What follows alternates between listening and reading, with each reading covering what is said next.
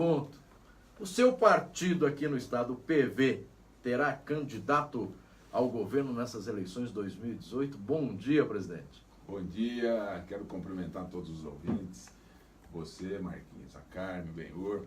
É sempre um prazer estar aqui na FM Capital e já quero começar respondendo que o PV terá candidato a governador e articula a composição de um bloco com mais alguns partidos que nós entendemos que podem construir uma alternativa interessante para essas eleições aqui em Mato Grosso do Sul. Entendo, então, o candidato ao governo do estado é o seu nome, o pré-candidato do PV?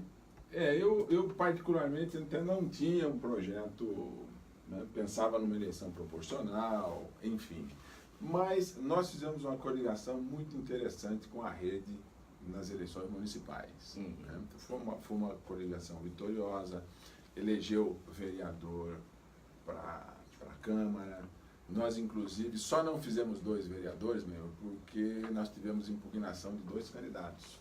Senão nós tínhamos feito 2 vereadores, fizemos um bom debate e, por conta, inclusive, desse desempenho, desse trabalho, nós temos uma conversa com a rede, com o PCdoB, né, para montar uma alternativa. Dentro desse desenho, a ideia é que o candidato a governador seja do PV, né, o senador do PCdoB e o vice ou a vice da rede. E aí, dentro dessa conversa, né, os partidos entendem que o meu nome seria o melhor para ser o candidato a governador. Eu disse no seminário que nós fizemos sábado passado, olha, se ficar todo mundo junto, né?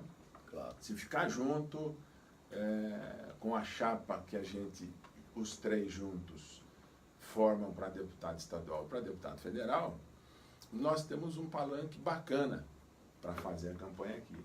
Né? E aí eu disse, olha, eu topo ser o candidato, vou fazer uma campanha feliz, porque eu vou andar com 3 mulheres, a minha mulher, a Manuela e a Marina. Fica sensacional, não tem problema nenhum. Né? Marcelo, bendito o fruto, né? O fruto. Né? Mas isso que eu justamente ia te perguntar, me permite, Marquinhos. A rede tem uma candidatura forte. A Marina, quando o Lula não é colocado, aparece empatada, né, no limite da margem de erro com o Bolsonaro. Bolsonaro com 17, ela com 13, pesquisa Ibope. O PCdoB tem Manuela Dávila, que até pela jovialidade, vem se destacando, inclusive pela dureza que ela enfrentou no programa Roda Viva, né? Todo mundo, curioso isso, né? Porque hoje em dia nada como pesquisar, né? Ela foi interrompida 8 vezes mais que outros candidatos, né? O pessoal até atribui isso o fato que na política é muito comum a mulher ser muito interrompida na sua fala. Pois bem, aqui isso para vocês não tem nenhum problema, o PCdoB tem candidato a presidente da República, a rede tem, o PV está bem próximo, no engano, do Alckmin, no plano nacional. Não, há um movimento hoje, o PV paulista, né, tem uma ligação, vamos dizer, histórica, mas há uma dificuldade muito grande nacionalmente, de se emplacar um caminho com o Alckmin, né? Tanto que o PV paulista já avalia que é muito difícil, porque nós temos uma convenção nacional e aí todos os estados vão se manifestar. Então, a nossa posição hoje, nacionalmente, ela tende a não ter candidato a presidente da República. E existe um movimento pró-Marina, também em São Paulo. Você pega Eduardo Jorge em São Paulo, me ligou ontem. Eu fui deputado com o Eduardo Jorge. Foi deputado com ele, né? Uma figura sensacional. O Eduardo me ligou ontem e disse, Bruma, nós estamos fazendo um movimento, já que o PV não construiu uma candidatura presidencial, a gente entende que quem está mais próximo da gente é a Marina. O que é que você acha? Eu disse, olha, aqui em Mato Grosso do Sul nós não temos dificuldade nenhuma. Pelo contrário, a Marina gravou uma mensagem de apoio na minha campanha de prefeito. O nosso relacionamento com a rede aqui é natural. Então, até para ter... É o Eduardo, coerência, vereador, né? O Eduardo é o vereador. Então, nós não temos nenhuma dificuldade disso para ele. Se esse movimento nacionalmente crescer, Mato Grosso do Sul, para nós encaixa muito bem. Agora, é sempre uma posição que tem que ter maioria nacionalmente. Você não pode pensar um Estado e complicar a situação de todos os outros. Mas esse é o cenário nacional do PV. Se não vencer a tese de apoiar a Marina, eu acredito que o PV vai liberar, não terá candidato a presidente da República. Eu venho defendendo lá o contrário. Faço parte do grupo que sempre defendeu que nós deveríamos ter uma candidatura presidencial. Falo isso desde o ano passado. Acho que partido, depois que foi criada a regra dos 2 turnos, partido tem que disputar, tem que se apresentar, tem que colocar o seu programa, a sua proposta. Não pode ficar nesse esqueminha aí de ser puxadinho de outros partidos. Ah, não, vamos ficar aqui porque nós temos cargo, secretaria, não sei o quê. E para que serve um partido que não disputa uma eleição no primeiro turno? Não constrói uma alternativa. Não leva aí o que pensa, né, para o país, para o estado, para o município. Eu acho que precisa realmente se apresentar. Aí no segundo turno, cheguei lá. Aí eu vou compor no projeto. Vira agência de emprego. Desculpem os que se aborrecem quando escutam. Vira agência de emprego. Né? Eu preciso ficar aqui porque eu tenho emprego ali e tal, com o governo, com a prefeitura. Nós precisamos acabar com isso. Por isso é que os partidos estão desacreditados como estão. O eleitor do lado de fora, ele fala, mas porra, para que serve esse partido? Que serve isso aí? É para caminhar junto com mais 2, 3, acertar ali um cargo, ajeitar aqui meus colegas, vou arrumar ali uma boquinha, vai ser funcionário de determinada secretaria. É bastante complicado mesmo. Eu queria falar um pouquinho da Marina Silva, como candidata, como figura pública. Né? A Marina foi senadora, né, da República, tem uma história de vida pessoal que daria um filme. Daria um filme, é maravilhosa, uma história de luta, enfim, realmente de superação. E uma mulher que tem algumas ideias, uma figura pública, né, que tem algumas ideias bastante interessantes. Por outro lado, a Marina Silva também, em momentos contundentes da história recente do Brasil, ela que é ligada a movimentos de preservação da natureza, ecológico, sustentabilidade, tem esse discurso, né, porque ela vem de uma realidade assim. Essa é a história, né? Por exemplo, ela foi muito cobrada quando houve aquele desastre em Mariana. Né? Na verdade, no subdistrito de Bento Rodrigues, a gente se lembra disso, do rompimento da barragem de Fundão, né, que acabou com cidades ali inteiras. Isso aconteceu em novembro de 2015. O posicionamento, não houve uma manifestação pública da Marina Silva, ela foi até cobrada com relação a isso, ela não veio a público se posicionar, enfim. A Marina, ela aparece de 4 em 4 anos, ela não, pelo menos a grande imprensa, a gente não ouve falar da Marina, ela não se posiciona frente a questões muito importantes da política brasileira. E agora surge e vem até bem posicionada nas pesquisas. Como dar crédito a uma pessoa que de 4 em 4 anos aparece e fica aí, né, à sombra, 3 anos e no 4º ano ela aparece? Eu acho que eu não tenho procuração para defender a Marina, mas acho que é interessante. Eu, quando vejo, por exemplo, essa crítica à Marina, eu acho que a crítica é injusta, vou explicar por quê. A nossa política, ela gira em função de mandatos. E a Marina fez uma opção, né, e uma opção, inclusive, que tem que ser valorizada pelo cidadão comum, porque hoje na política, quem faz a opção de ficar sem mandato para manter a coerência, paga um preço caríssimo. Porque a regra vou me manter no mandato para me dar bem.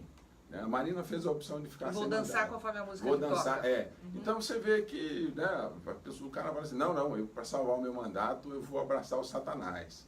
Né? Mas é o capeta. Mas eu preciso me eleger, pô. Então é o capeta mesmo. Poucas pessoas fazem essa opção. A Marina fez. E aí, sem mandato, a voz, entendeu, Carmen? Ela fica enfraquecida. É natural, né? Até porque, sem mandato, eu falo isso por mim. Tem gente que pensa que eu sou vereador ou que eu sou deputado. Lá no Tiradentes, por exemplo, eu sofro a seguinte crítica. O cara fala, pô, mandei uma mensagem pro Bruno, ele não fez nada. Eu falo, meu irmão, eu não sou... Eu não sou. Não tá atendendo o bairro. Me desculpa, eu não sou vereador desde 2012. O que significa que em 2012 a população do Tiradentes votou em algum vereador, que não foi o Bruma. Então, peça para esse cara que te representa para ele resolver, né? Eu cumpri minha missão. E quando estava como vereador, eu aceitava a crítica. Porra, te falei que você não fez nada. Pô, não consegui. Mas agora não. Então, as pessoas pensam assim, mas o Bruma deve ser deputado. Não, eu estou sem mandato. Vou aproveitar aqui, cara, que nós estamos dando. Estou sem mandato. Trabalho no meu escritório de segunda a sábado de manhã, porque tem que pagar o leite das crianças. Minha mulher está aqui, sabe disso, né? Dia 5 a conta está lá. Então, voltando para a Marina, talvez, né, ela pudesse ampliar um pouco, utilizando as mídias sociais. Né? Acho que, por exemplo, a contundência. Porque né? nós somos tão carentes, né, de figuras assim. Então... Agora, é difícil sem o exercício do mandato, e muitas vezes, até com o mandato, você vê que os parlamentares reclamam da dificuldade de ser ouvido. O ponto positivo... Mas você citou um ponto interessante, as redes sociais hoje são o grande megafone. Você né? sabe, viu, que isso me anima hoje, Benhur, né? Você é um cara que teve uma participação incrível na política desse estado. Hoje eu estou me reanimando com a política. Estou percebendo. Exatamente por conta dessa possibilidade. A possibilidade de comunicação se transformou num negócio incrível. E aí sabe o que é que vai acontecer? Num primeiro momento, eu acho que isso vai acontecer nessa eleição aqui também, está acontecendo nos estados, nós vamos ter uma ampliação do voto nulo e branco do eleitor, que vai para um pico e depois vai baixar e vai ficar muito legal, a democracia brasileira vai ampliar muito, porque o eleitor que votar nulo e branco nessa eleição vai perceber que o voto nulo e branco dele não serviu para absolutamente nada. Quando você vota em branco ou nulo, ou se abstém, sabe o que é que significa o seu voto? Zero. E é mentira esse papo que fica um fake news aí, dizendo que se todo mundo votar nulo ou branco vai anular a eleição, até por um motivo matemático simples. O candidato vai lá com a família dele, vai ter 4, 5 votos. E sabe o que é que acontece, eleitor? Conta voto válido. O cara vai ser eleito com 4 votos. E aí você na sua casa vai falar assim, poxa, cara, foi mal, quer dizer, eu entreguei a rapadura pro bandido. Então, por conta da indignação, eu acho que mesmo a gente fazendo essa defesa da política, mesmo fazendo isso, nós vamos ter um nível elevado. Nós vamos trabalhar duro para que isso não aconteça. Mas depois, nós vamos ter um avanço ou então, significativo. A gente caminha para o voto não ser mais obrigatório. Né? Acho que a democracia chegou no estágio que o voto deveria ser um direito, não hoje em dia é um direito-dever. Então, eu acho que a gente caminha. Mas eu te perguntar a questão do PV, da plataforma do PV num estado como Mato Grosso do Sul. E numa conjuntura como essa que a gente está vivendo. Das crises que a gente tem visto, da ideia de desenvolvimento sustentável, de uma classe média urbana que cada vez mais percebe que a questão ambiental é importante. Está vendo todo esse debate sobre agrotóxico, né? Como é que a candidatura do PV vai se colocar aqui no Mato Grosso do Sul? Já que é um estado que tem problemas dramáticos ligados ao meio ambiente, como é que você vai se diferenciar? Essas pautas, o que eu percebo é curioso isso, né? A gente fala muito de meio ambiente, se preocupa, mas do ponto de vista político aqui em Mato Grosso do Sul ainda não temos ainda uma expressão tão forte como é a preocupação das pessoas com a questão ambiental, por exemplo. Né? É verdade, e estamos vivendo um retrocesso aqui. Eu poderia pontuar aqui umas 2 horas, né, do retrocesso que nós estamos vivendo na questão ambiental. Mas esse bloco, essa composição, ela vai se movimentar a partir de 3 linhas que eu acho que são fundamentais para o Mato Grosso do Sul nesse momento. O primeiro é enfrentamento da questão da corrupção. Tem que enfrentar a corrupção, não tem jeito. Não tem jeito, né? Depois, precisa enfrentar os privilégios. E aí, dentro da lógica da sustentabilidade, a desigualdade social. Então, é impossível nós falarmos da questão ambiental se nós não falarmos do enfrentamento à corrupção, porque chegou num ponto que o cidadão comum, não sei vocês, mas eu não aguento mais pagar imposto, né, e ver o meu dinheiro não ser aplicado de forma adequada em meu benefício. Estou falando Marcelo Bluma, não é político, não. O cidadão Marcelo Bluma não suporta mais pagar imposto. Para vir até aqui, eu gastei gasolina, tomei meu café da manhã, mandei dinheiro para o cofre do Reinaldo, para o cofre do Marquinhos e para o cofre do Temer, né? Nós estamos pagando e nós chegou num ponto que o brasileiro ou exige que esse dinheiro seja usado para aquilo que é benefício para nós ou não. Eu outro dia, naquela crise da febre amarela, eu falei para a Lu, falei, precisamos vacinar. Ela falou, pois é, tem algumas clínicas aí e tal. Eu falei, não, pega minha carteirinha do SUS e nós vamos ali no posto do Tiradentes. Vamos no posto? Claro.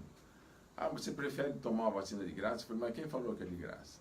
Não tem nada de graça. O serviço lá no posto de saúde eu estou pagando.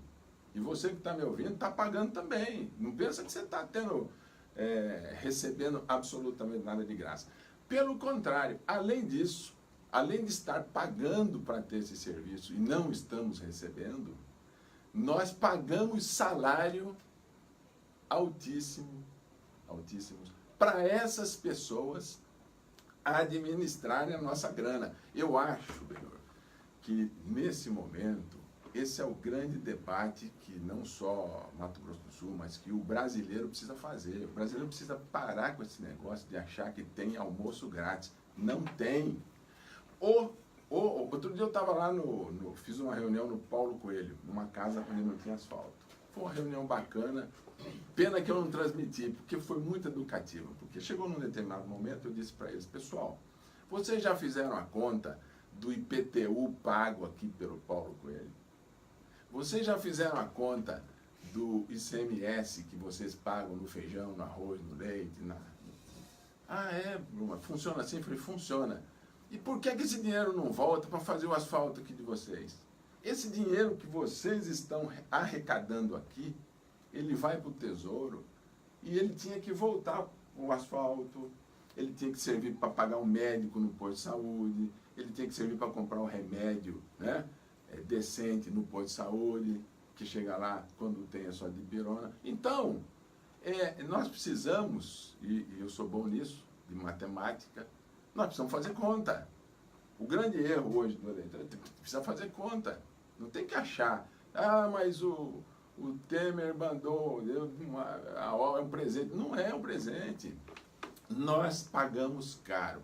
No momento em que a gente conseguir avançar nisso, a vida das pessoas vai melhorar muito. Então nós precisamos, o cidadão precisa fazer essa conta, desmistificar essa história de achar que está ganhando presentinho. Não está ganhando presente, está pagando. E você sabe que a equação é muito interessante, porque a camada mais humilde da população paga caro, 40% do que ganha vai para o imposto, e aí vai lá receber, por exemplo, o serviço do SUS e não recebe.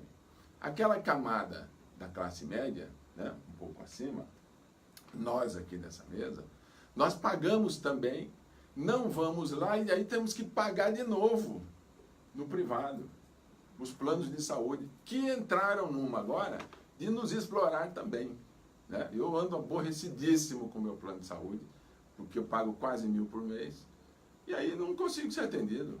Quer dizer, então, olha como a conta, essa conta, ela não fecha. Nós deveríamos, e a gente não pensa nisso, mas, por exemplo, a classe média, classe média alta, deveria ir para o SUS. porque o SUS não foi criação brasileira, não, né?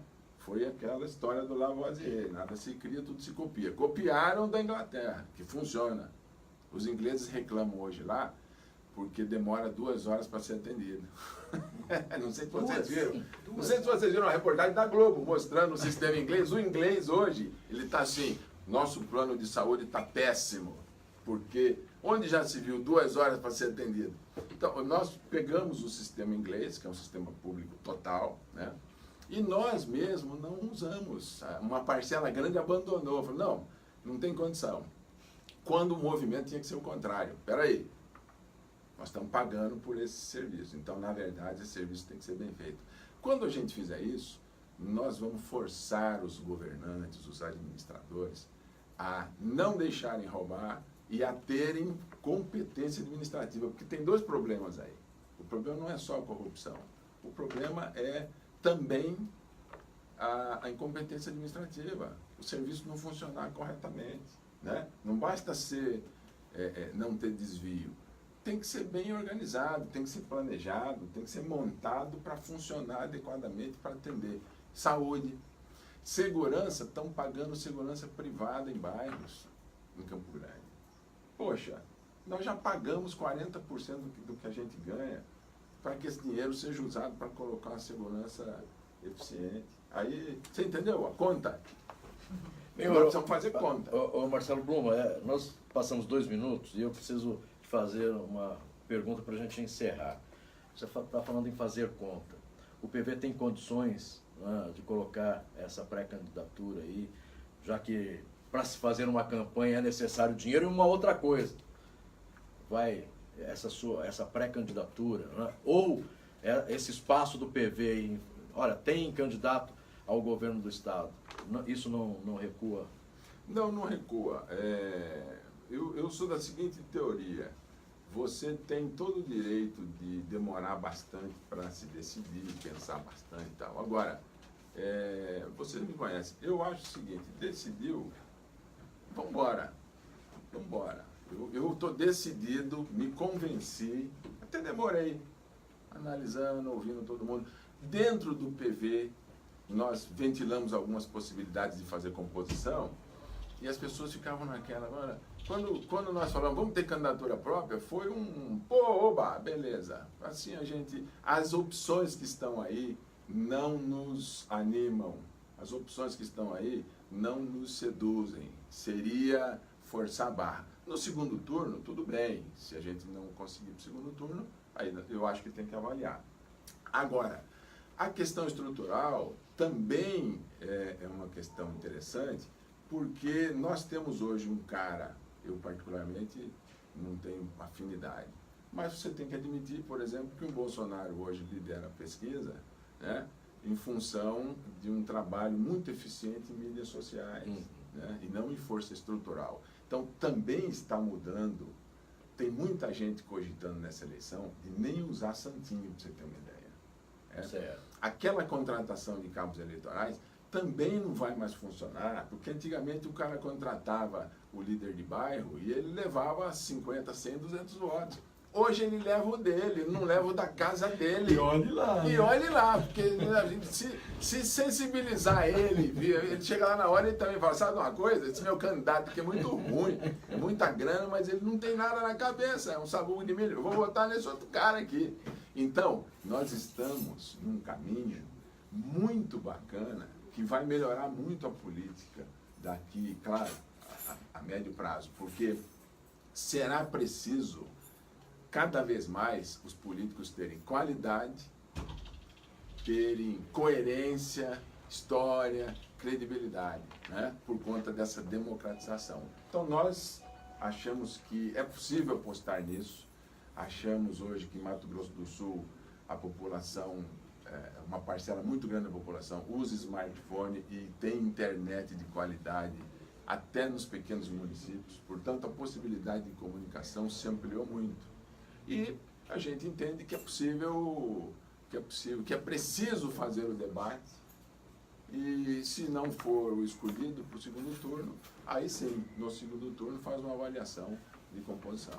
Bem, conversamos aqui com o Marcelo Bluma, presidente do Partido Verde, do PV, pré-candidato ao governo do estado de Mato Grosso do Sul. Nosso muito obrigado pela sua participação. Desejar aí sucesso e que leve para a população bons projetos, boas propostas e o mais importante, se eleito governador, que essas propostas levadas à população aconteçam, que isso eu acho que é o mais importante para o país, né? Se leva muita proposta e na hora, aí a expectativa, a população aguardando, faça-se 4, 8 Eu anos. sempre disse isso, né? A proposta precisa ser avaliada junto com a coerência e a história. Mas eu quero agradecer, é sempre muito bacana poder fazer uma entrevista com 3 personalidades dessas aqui, né? Poxa, a gente fica até... Você chega aqui tem que dar uma... Falar, bom, deixa eu me arrumar aqui na cadeira. O Murilo, filho do Marcelo, foi meu aluno, excelente aluno. Ah, é? Tá quase se formando no Tá CDB, forma né? esse ano.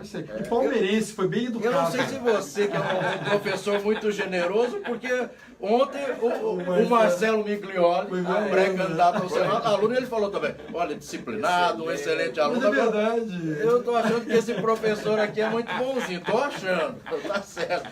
Marcelo Bluma, muito obrigado. Um grande Viu? abraço, obrigado. Viu? Carmen Cestari, vamos embora? Vamos embora rapidamente aqui esclarecendo.